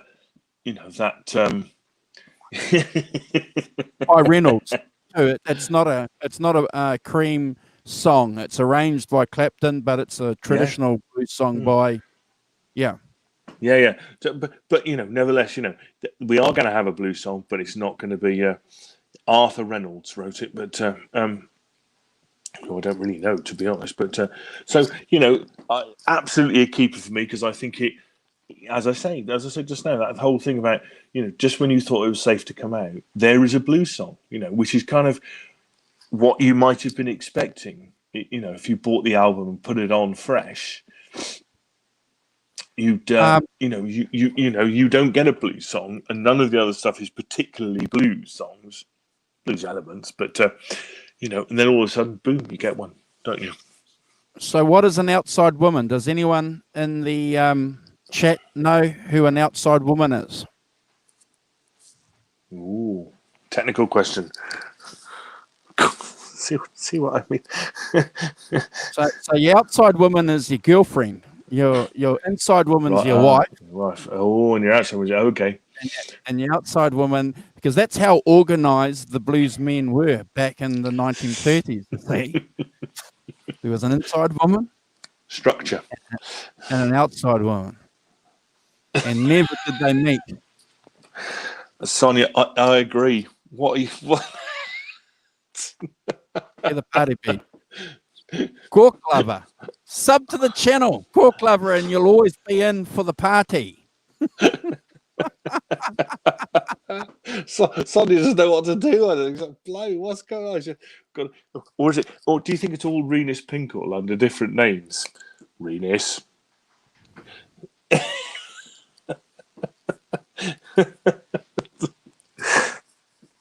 The blues matters on what fever I'm hitting at the time. Oh my gosh. I don't even know what that means. Big flappy paddle thing. Anyway, let's keep going quick. Is that a keeper? Yeah, we absolutely, yeah. Because it's not like anything else. All of a sudden, it appears out of nowhere. Just when you, as I say, just when you thought they weren't going to do any blues, boom, they do some blues. Okay. Take It Back, an unusually mundane blues number written by Jack Bruce and Pete Brown, shuffles along nicely, but Eric restricts himself mainly to rhythm work, backed by rather strange party sounds throughout the track. It's a skip for me, Simon. Yeah, it's a kind of skip for me, to be honest. I think it's this is where you get into the end, aren't you? Where it's getting to be a bit of a stretch. Meat wallet. Meat wallet. You got it. Honestly, Cork Lover, behave yourself. This is a serious British blues show, apparently. Yeah, so I agree with you. I'm not a huge fan of this. I think it's you can tell that this is where the filler starts. I mean, I take my hat off to them. That you've got to the end before before I feel like this is the filler. Coming in. I'm not a huge fan. I don't think there's anything particularly special about this, really, myself. But again, on the end of on the end of side 2, you're it's kind of to be expected. And I think where the album is in 1967, it's they've done really well to have that variety all the way through. So I'm not, although no, I don't particularly. Not particularly one I'd, Yeah, it's a skip from me. All right, yeah. Mother's Lament, fun, but nonetheless a throwaway. Oh, definitely a throwaway, and definitely, yeah. I can remember. My mum used to sing this when we were kids. My mother is going down a plug hole, kind of, it's an old Cockney song, basically, trad Cockney song, kind of. So I can remember it from, my childhood, not from this, but from. Look at the meat cleavers. Sonia, don't join in. Don't join it. Arvin's got that. Ouch. See now, sloppy McFloppy. What's it is, guys? God, I can't work out whether Renus has just got a load of different names. He just turned it up. Oh dear, more Johnny Bean raid. Same thing, Sloppy McFloppy. Sub to the channel, please, and you'll always be in for the party. Yeah. behave yourself, because Sonia will have you otherwise. Cockney song. Cockney song. Yeah, Cockney song, kind of, I would skip it in my eyes. I mean, I know what it is, I know how it goes.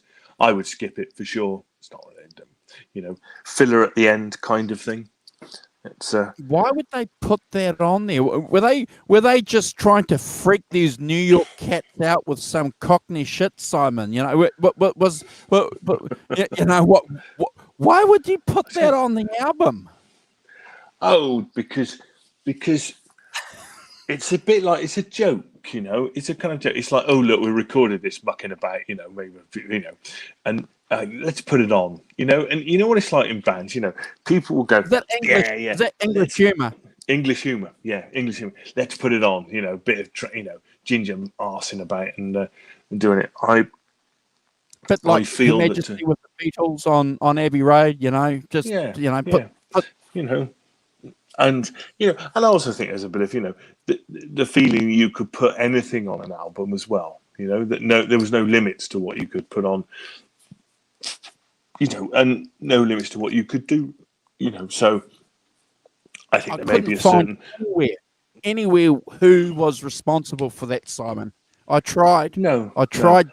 I couldn't find any resource to say Ginger said I want this song. Do you know what I think it is? Do you know what I think? That I'll go simple on this. That actually, if you take it off, you've got a 14-minute second side. I think they put it on because it's 2 minutes. 2 minutes, and it takes 16 minutes. You see, I have no objection to things being short, but I think things are too long these days. But I think that, see, even with that on, it's 16 minutes, the second side.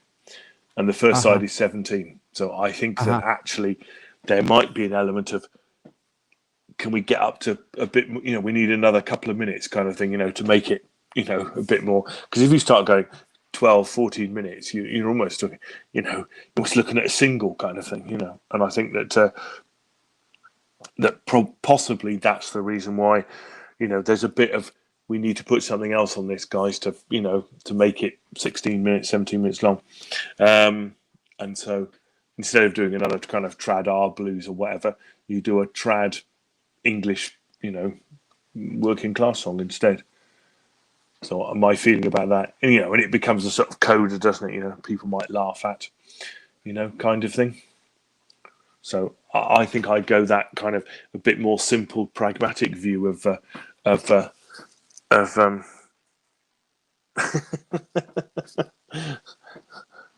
subscribe. So yeah, so that would be my feeling about it. What do you think? It has legs as a theory. Yep, I agree with that. I think it's simple. I'm not going to contradict that. I think you're right. I think I'd like to think too. It's that British, like, here we can put what we want. Yeah, a bit of humour there. There's a bit of. Well, remember their first song, "Wrapping Paper." Their first single. One of the hottest bands in the land, and people were saying, "No, are you guys sure you want to release this song?" Yes, absolutely. Now, while we're talking about skip and play, that certainly is a skip for me. I don't like Wrapping Paper, Simon. No, I'm not a great fan of that either, particularly. But again, it's just a kind of joke, isn't it? And I think it's that if I can the great joke about these things. Hi, Richard Cheese. How you doing? Thanks for joining.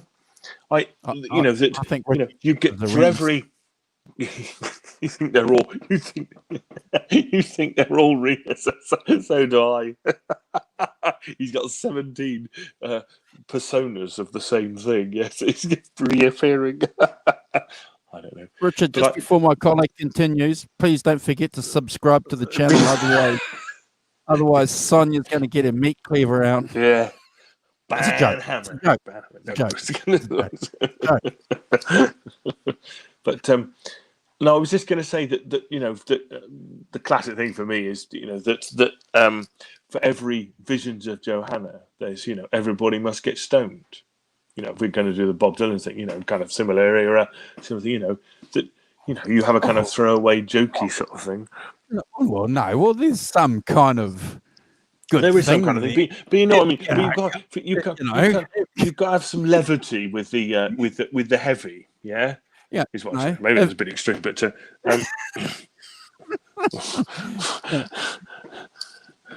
possibly. Anyway, and also I think there's a kind of thing in the mid '60s. Do you know the Bonzo Dog Doodah band? The Bonzo Dogs? Check them out there. But they're quite they're led by a guy called Vivian Stanton, but they're quite wacky. Yes, wacky out there. They had a hit with a song called "Down on Jollity Farm," which is that kind of musical type song. And there's some other another song, vaudeville type things going on in the '70s. There's a song called Winchester Cathedral, which is a bit kind of vaudeville and stuff, and there's Temperance song. Yeah, and I think that in a sense you can see that there is a bit of a tradition of that kind of vaudeville kind of British working class song that is that obviously then people like they would have known completely. And I can see that there's a parallel there with something like Jollity Farm or whatever, I'm the Urban Spaceman Baby or something like that, that links through to things like Mother's Lament and stuff. Yeah. As we've discussed before, the kind of there is that kind of tradition that goes through it, the musical thing. If you think about the Kinks, particularly Ray Davies, introducing great chunks of that into the Kinks thing, Village Green Preservation Society, and those things is very much. I get it. I get it, Simon. I I think for me, getting it was the Beatles. Where yes, absolutely, Sergeant Pepper's. Where the Beatles were listening to a lot of that radio British comedians, Spike Milligan, and who's the other? They were listening to the. Not the Stooges. What were they called? They were on the radio. The three English guys, comedians. The Goons. And the Goons. The Goons. Yeah. So it was huge. English guys. It was funny. It was. People would sit around and listen to the Goons, and they would try and take off the Goons. So I get it. So you're getting a lot of English cats that grew up listening to that, thinking, you got to be a little bit funny, Simon, to be serious. Yeah, absolutely. Yeah. Yes, great Vanzini. Loving you has made me banana. Yes. Oh, your red scarf matches your eyes. Loving you has made me bananas. The Goons. Yeah. But the Bonzo Dog Doodah band had an album out called, where is it? The Donut in Granny's Greenhouse, which is a euphemism for an outside toilet. It's kind of thing. Which, so you can see that if you think about it in terms of it within a bigger kind of tradition, other people are doing the same thing. As you say, the Beatles, Sgt. Pepper's, the song Sgt. Pepper's is very much a musical type thing, isn't it? Yep. And done a bit later. So I think, that if you that's the way I think about it. It's in that grand tradition of kind of that English working class musical kind of thing. It's a classic musical type song, that if you'd gone in 1940s or 30s or whatever to the musical, somebody would have been singing it. Oh, baby has gone down a plug hole, it kind of thing. I'm sure my grandmother, I'm sure my mother, my mum's mum, my grandmother used to sing it. I'm sure she did, because I remember as a kid, going down the plug hole. So, yes, I'd skip it completely, but I understand where it's coming from, But I also think it's the general thing of we need something else to go on the album, What else is there? Oh, it's us larking about. Oh, that'll be fun. Let's put that on. You could see What's your album for skip and play next week? Have you got one there for us? Oh, what, in the Great British Blues tradition? Yes, Yeah, I have. Yeah, I'm okay. I'm going to sort of cheat, really, No problem. because, well, I'll tell you why. I'll tell you what. Do you want me to tell you what it is? Well, Because we well, got my next. that's Well, no, we'll get that's time the to whole time thing to about. this. Yeah, that's fine. Yeah. Yeah, keep it a secret. Well, I was gonna actually next week. My next album is the first Jimi Hendrix Experience album, which I Awesome. know is, So we're going to do well, he's skip not. and He's play. an American, but the other two guys are No, British. It's all no, driven by recorded in the UK and all those no things. You know, a problem. kind of a. Is that all No, right? So, we get it. yeah. Absolutely. Oh, by the way, the stereo version. Angus sucks six. Thank you, Angus. Please sub to the channel. Okay, so you're going to give us a bit of an introduction to the album and an Yeah, intro to the songs, and then we're going to we do can skip have a and run play. through and skip and play and see what you think. See if we can get to, yeah. This is good. I like this. It's good fun. Yeah. So, what do you guys in the chat think? Do you think this is something that you think we should continue in the Great British Blues album series? Obviously, Simon and I are keen to get people on to interview and grow the channel and just share a bit of blues history, current blues perspective on things. Please also understand that Simon and I would welcome anybody that joins us in the chat to jump on. We'll delay any show to have any one of our friends in the chat who decide to come on. Yeah. We'll delay anything. Yeah. Oh, absolutely. Yeah. Because our subtext is everyone's got a story. Everyone's got a story, and it's be nice if to hear more people's stories, because I think it's cool, interesting. Yeah. Because we all share a love of music, and we all share a love of, it's. Look at that, great Vanzini, bald-headed Lena. Has anybody seen her? Mean as she can be, got a big bald head as hard as lead, but she's all right by me. What's that, Clemency? I don't know what that is. What's that? I'm gonna look that up. What about Ian during the blockheads? Nina in the back of my Cortina. Oh, well, Ian during the blockhead, yes. I had a love affair with Nina in the back of my Cortina. A seasoned up hyena could not offer more have seen her. She took me to the cleaners and other misdemeanors till I got right up between her rum and her Ribena. So you anyway. Yes. Never mind the bollocks. I saw Ian during the blockheads in 1978. Fantastic. Wow. Oh, what a band. That was when he was at his height. Yeah. That's when he was rocking, man. I knew guys that pierced their ears with safety pins because of Ian during the blockheads. Oh, look, the loving spoonful, bald-headed Lena. There we are. Yeah. Bald. Yes, she's got a cue ball head that's as hard as lead, but she's all right by me. I'm going to listen to that after this. Great Martin, that's magnificent. I've never heard that. That looks really funny. I'm putting an invite out there. So Simon and I are going to do a marathon show. Yet to finalise the time and the details, but we're going to, the 50th anniversary of Layla. So we're going to go through the album, pick the songs, pretty much the format that we've done this morning. Talk about the history of the album, because there's a lot to talk about. We all know a bit about it, but why not? Let's go through it. Let's go through the whole.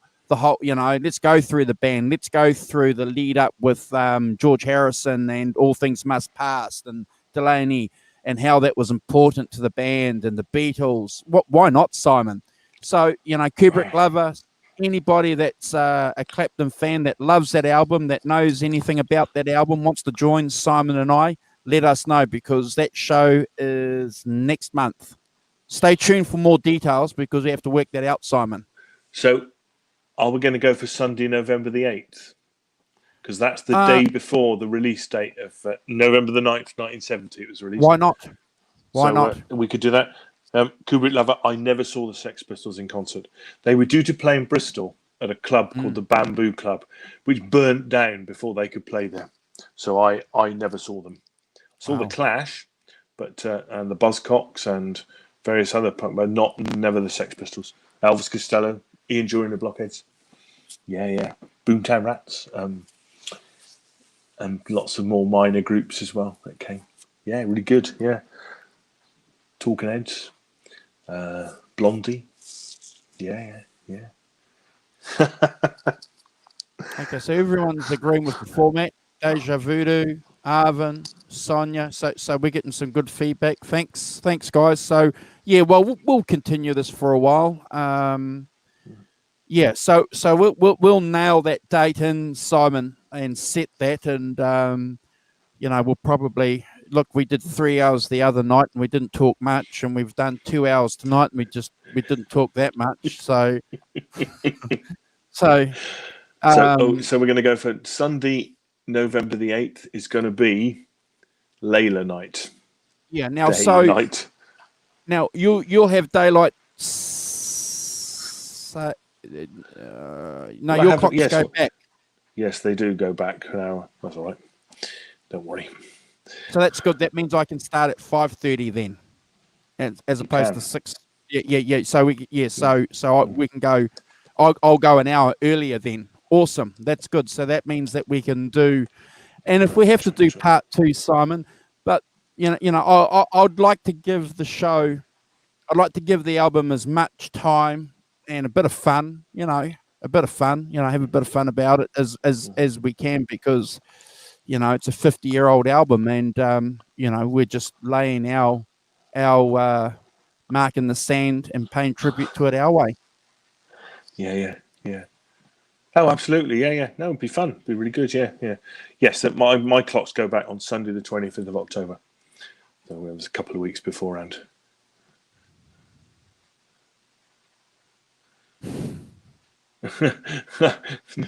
No. Oh, well, I know what you mean, Kubrick Love. Yeah. It's kind of the rest of the album is sort of overshadowed by Layla. Well, Kubrick, do some research and listen to the album. I think you'll be surprised. Yeah. I think you'll be surprised on how good it is. Wink, wink. Know what I mean? Great to have an in-depth butcher's look at later too. Cool. Yeah. I appreciate it. So, Deja Voodoo, if you want to come on again, Warren, Arvin, Sonia, yeah. Sonia, you guys. Yeah. Sonia was promising to come on, wasn't she? Sonia, you were promising to come on. Renus Sense told him to come stop by. Renus, we think that all these other people are you. We think you've got dozens of accounts. You're just winding us up by peering as different people all the way through. Well, whoever you are, you're funny, but please subscribe to the channel. Please behave yourselves and subscribe. Yeah. No, we appreciate it. We appreciate hanging out with you guys. Good to get a bit of support with Brad. And if Brad is still in the chat, we'll have a chat with him and Simon and get him on. And yeah, it was interesting talking to him about how he goes through that songwriting process. These are things that I'm interested in elaborating with people, because I've never written a song in my life, to be fair. When you're half boozed and you're doing a couple of blues songs and you're talking about something, well, technically that's not a song, technically it's not a song. But it'll be nice to get him on. And I have asked Carl to see if Carl can join us. Can't really confirm that because we all know that Carl's busy. And he's for the Layla show? Yeah. Good. That would be good, if he could. That'd be lovely. Great. And you guys will be happy to know that Carl is doing really well. He's sold a few homes, so he's doing well. So that's good. Good. That's fantastic. All that hard work is beginning to pay off. Yeah. And lockdown hasn't affected him too much. Yeah, that's really good. Fantastic. Really pleased for him. Good guy. He's he's probably the only honest real estate agent in Hamilton. Well, if that's a reputation you can you get, that's good. I think that's really cool. Yeah. People will appreciate that. By the way, skip Disraeli Gears. Well, all of it, really. Well done. The last hour and 55 minutes.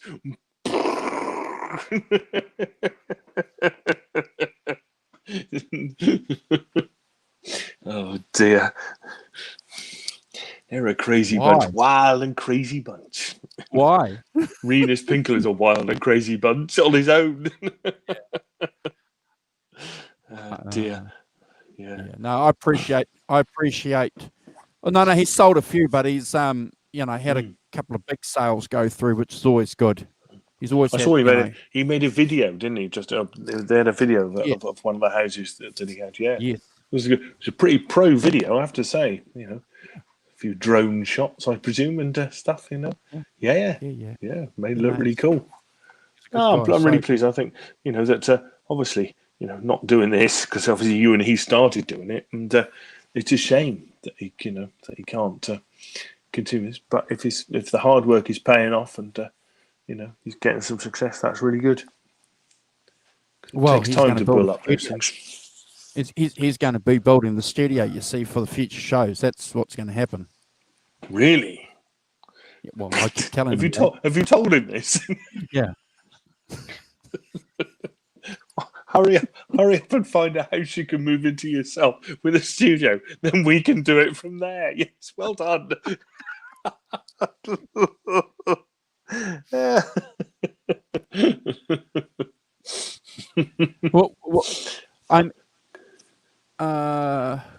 What were you joking around then? No, no. About what? Kubrick lover? No. What about? What am I joking at? Maybe I misinterpreted.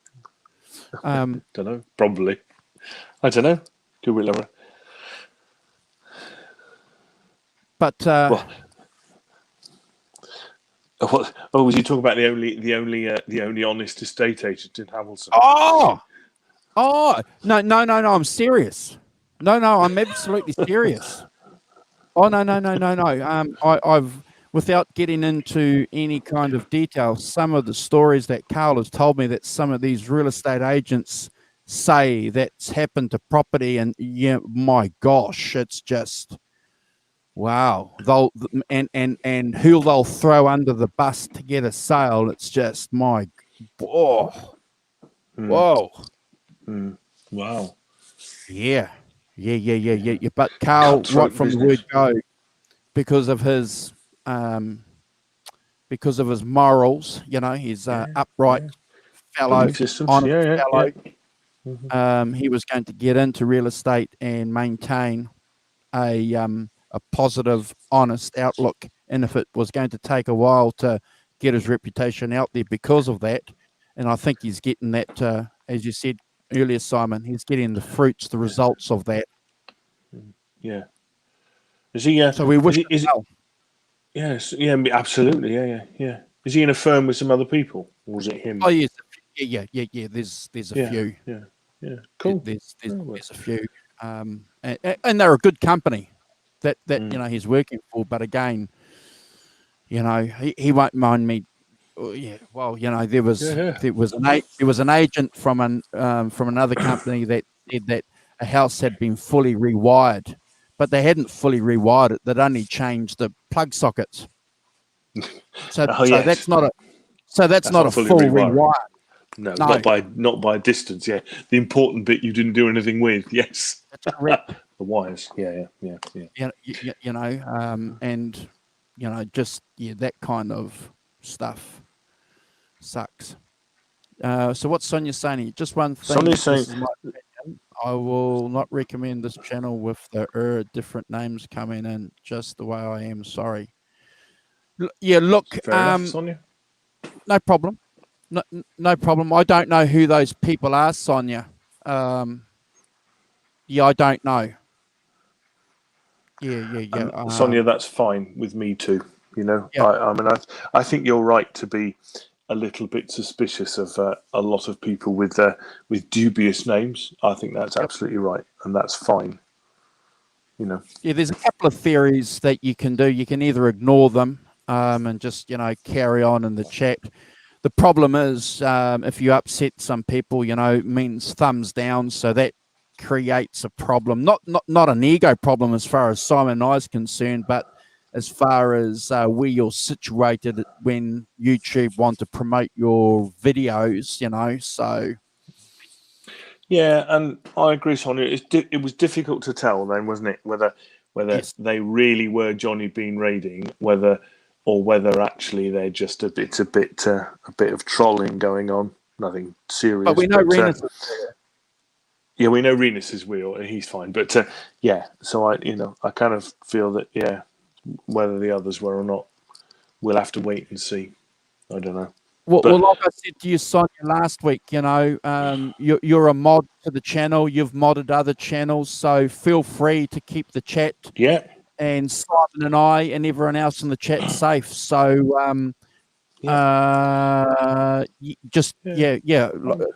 happy with if you don't think if you don't think it's appropriate, then then that you've given a wrench for a reason, and if you want to apply that, then that I'm cool with that. I think that's fine.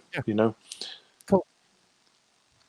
Yeah, no problem. Yeah. Sonia, that's fine. So if you don't think that that's appropriate, then I would then hoik 'em. That's fine with me. I agree with you. It's they didn't seem to cause any trouble this time, but you never quite can tell. But maybe next time. Yeah, you're right. They didn't feel very legitimate to me. I just feel people with rude names, which What you could do, Sonia, is time out them maybe at the start, and then ban them, because at the end of the day, we don't want to have any crap. But again, having watched other channels over the years, as you grow, as your profile gets out there, it's a matter of fact, guys, that we are going to have some weirdos come in and go out. It's just Hey, Susie. Susie Cherry's a real person. Hello, Susie. How you doing? Hope you're good. Yeah. Nice to see you. We're off. Sonia, your expertise and your and who else has got a wrench? I think Arvin's got a wrench. Arvin's got a wrench. I've got one. Has Kubrick Lover got a wrench? No, Kubrick Lover doesn't have a wrench. But I might get Kubrick Lover. I'm going to give you a wrench. I'll have to go back into YouTube. I'll give you a wrench too. So, this is probably a good opportunity for us to talk about how we're going to monitor the channel as it develops and grows. Go forward. Yeah. It's a good opportunity. So if we get any weirdos, just time them out and then or hide them, Sonia. I've just hidden somebody because I think that's fine. Yeah. What's James saying? James is saying he doesn't know how it works on YouTube, but he mods a few channels. The instant tells is the age of the accountant. Yeah, you can't tell that on there. But I'm happy that that we don't necessarily have people with dubious names on Sonia. That's fine. Apply. So James is going to join us before we do the Layla show. I need to talk to James too, Simon, and get James on for a chat with us. So cool, that'd be good. Yeah. That's great.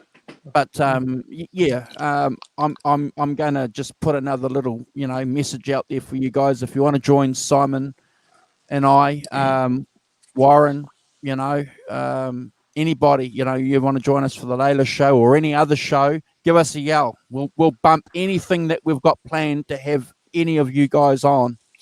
Yeah. Next week. We did get 3 more subscriptions. Sonia. Yeah. Appreciate your hard work. I know Sonia's out there doing a heck of promotion for us, and you know, thank you, Sonia, because you know, we understand that it's going to take a while, but you know, we're happy. We'll just continue doing our weekly shows. Yeah. Warren, you're fine. So you've got a profile picture. That's I'm that's weird, but one of not a the weirdo. that's one of the things straight away. You've got a profile picture. I know nothing. They don't. A lot of the trolls don't have profile pictures of any description. That's kind of how you can tell. Is that? No, nothing. I know nothing. That's Schultz. Is that Schultz from Hogan's Hero? That's his. Well, is that his thing? I was thinking about when I hear the phrase I know nothing about the horse, which is Manuel, you know, from Faulty Towers.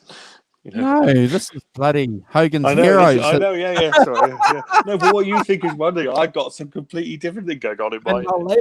Manuel from that was. See, you can't put that stuff on television now. Faulty Towers. Sergeant Schultz. Just looks like Sergeant. I just look like. Thanks, Warren. Nice. Oh dear. Oh, well, guys, so sorry.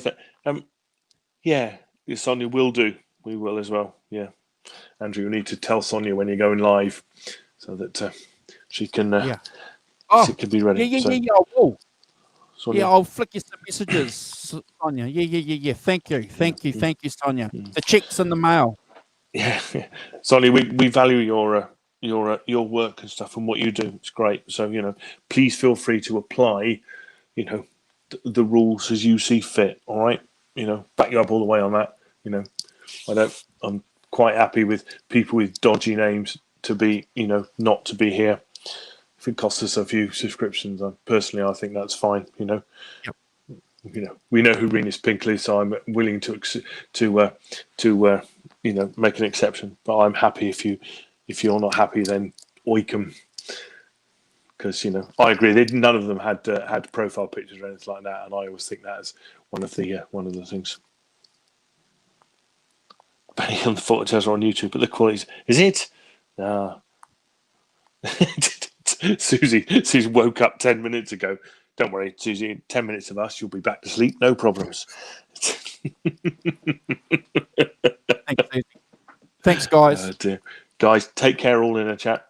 Sonia, particularly Susie, Great Manzini, Warren H, Deja Voodoo, of course, DT, Kubrick Lover, and yes, the wild people, Renus Finkel.